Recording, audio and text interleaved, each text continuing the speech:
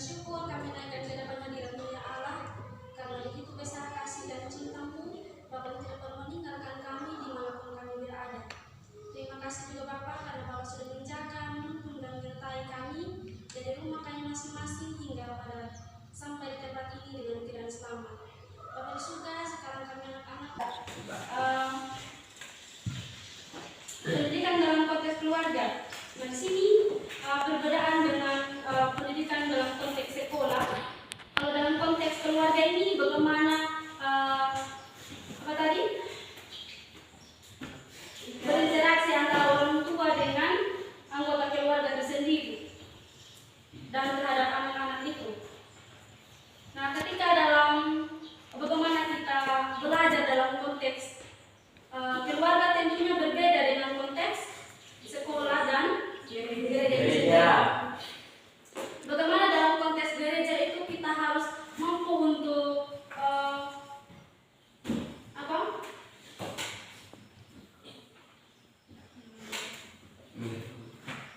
untuk mengetahui akan sikap atau perilaku terhadap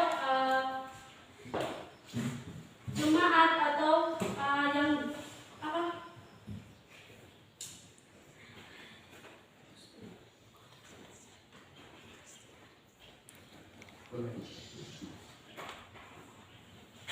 dan di sini juga kita harus melihat dalam konteks sekolah.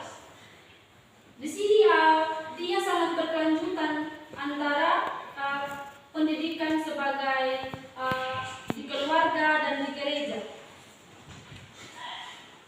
Mungkin itu yang dapat saya sampaikan. Bagi yang bertanya tadi, ada komentar atau sudah pahami?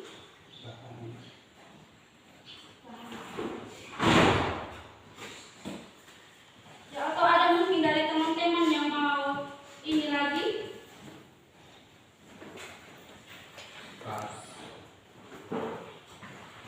Pas? Masih semangat? Masih.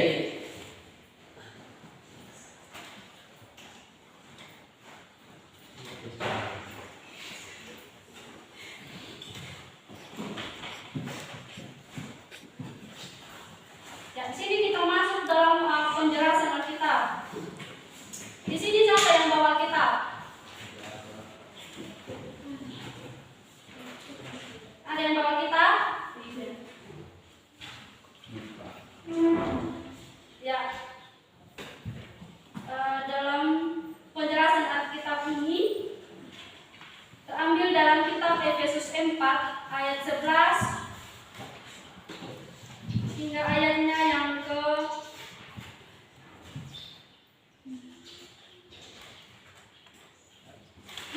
ke-12. Nah, di sini Ibu akan membacakan dan ialah yang memberikan baik rasul-rasul maupun nabi-nabi, baik penderita-penderita Injil maupun gembala-gembala dan pengajar, dan untuk memperlengkapi orang-orang kudus bagi pekerjaan pelayanan bagi pembangunan tubuh Kristus. Ya, itu adalah kitab Efesus yang terambil dalam Efesus 4 ayat 11 sampai ayat 12. Yang artinya bahwa di sini meskipun berbeda jabatan, tetapi memiliki tujuan yang mulia, yaitu untuk memperlengkapi umat Allah dan pelayanan dan pembangunan tubuh Kristus sampai semua umat Allah mencapai kedewasaan yang penuh dengan iman dan takut akan Tuhan. Nah, dan sama halnya juga dengan sekolah dan keluarga. Di sini masing-masing mempunyai kapasitas yang berbeda dalam dunia pendidikan, tetapi memiliki tujuan yang sama untuk mencapai kedewasaan penuh, yaitu bagaimana dia membantu anak-anak bertumbuh secara utuh dan dalam seluruh aspek kehidupannya. Nah, ini adalah penjelasan dalam kitab Efesus 4 ayat 11 hingga ayat 12 tadi. Kita masuk dalam penjelasan kitab yang kedua, yaitu Ulangan 6 ayat 7, 8 hingga ayat yang ke-9.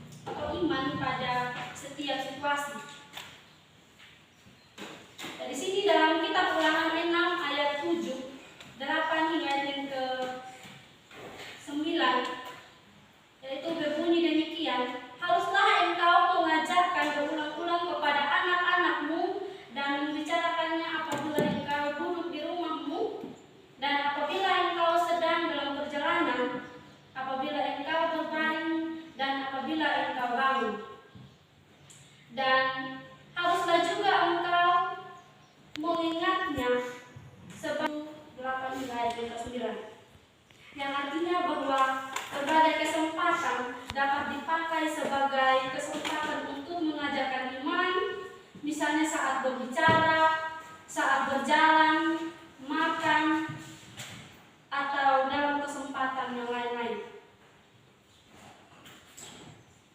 Dan juga kasih Tuhan, kebaikan Tuhan harus diajarkan sebagai dengan cara berulang-ulang kepada anak, sehingga anak memiliki iman yang teguh di dalam Tuhan dan tidak mudah diombang-ambingkan oleh ajaran sesat. Nah, ini adalah sebuah pengertian dari kitab Ulangan 6 ayat 7, 8 hingga ayat 9. Sebelum kita masuk pada kesimpulan dari awal pertanyaan ini, mungkin ada dari anak-anak yang mau menyampaikan lagi apa yang dipahami.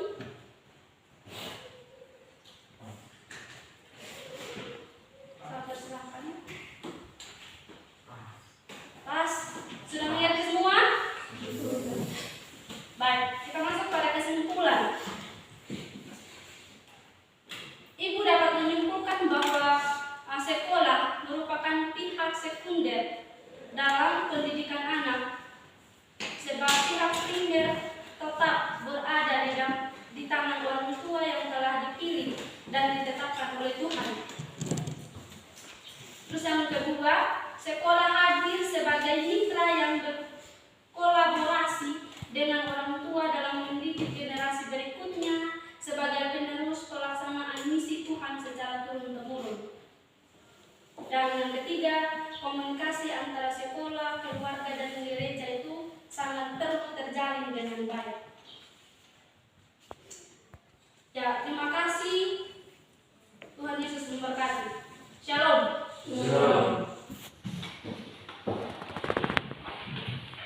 Dari tempat ini, kami nyanyi satu buah lagu dengan doa. Lagu apa? Terima kasih Tuhan. Saya minta dari anak-anak untuk kita dalam doa. Anak laki-laki, tadi kan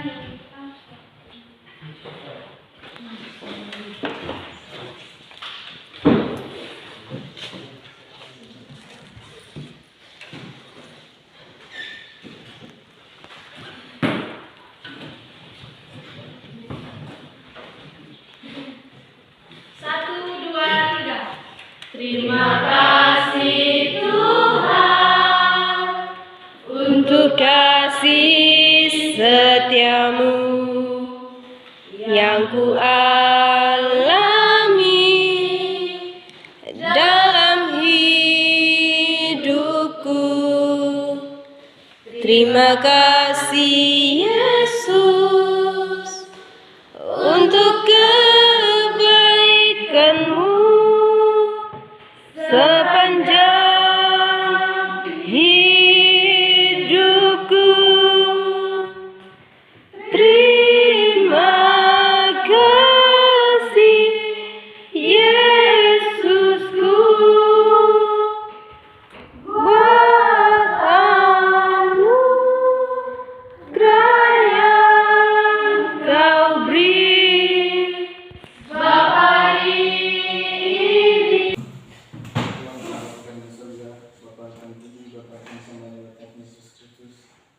Terima kasih ya Tuhan, karena Tuhan sudah melihat kami dari awal menilai kami hingga kepada kini. Ya Tuhan, sudah terakhir kami akan pulang. Nah, yang ketujuh sertai kami di tempat ini tinggal perjalanan hingga kami boleh tiba di makan masing-masing. Ya Tuhan, ini doa singkat serta pengisi tercela dalam dosa kami.